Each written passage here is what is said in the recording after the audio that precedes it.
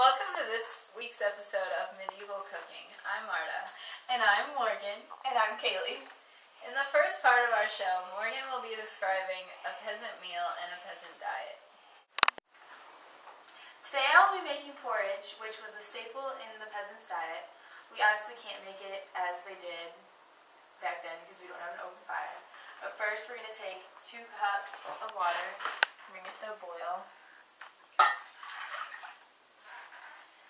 Then we will add a cup of plain cornmeal.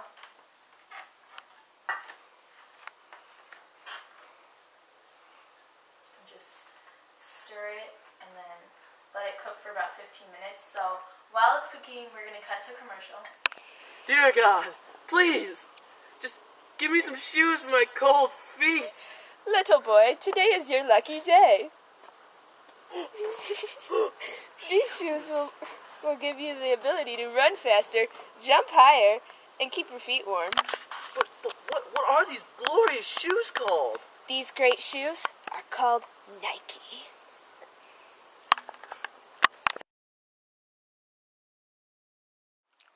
Welcome back. During the break, I added 2 eggs and 2/3 cups of milk to the cornmeal mix.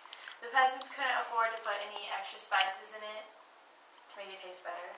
They ate dairy, milk, and fruits and vegetables with very little meat. Here's the finished product of the porridge. I'm going to describe the typical meal that the nobles had. The nobles ate a lot of meat compared to the peasants. Different types of meats were the fish and shellfish, cheese, and few fruits and vegetables. Here are the ingredients for the beef stew that they made frequently. This is the meat, and this is the spices. The only ones who could afford the spices were the nobles. Examples of spices are pepper, cinnamon, cloves, nutmeg. For the final part of our show, I'm going to be talking about how food was prepared and what utensils were used in the medieval times. The nobles had huge kitchens and huge dining halls, while the peasants had small huts and open-air fires. The nobles also had storerooms. Here are some of the utensils that were used. Regular pots and pans, skillets, and kettles.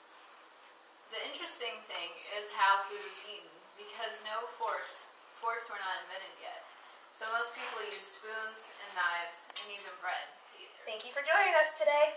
We hope that everyone learned something new about medieval life and medieval cooking.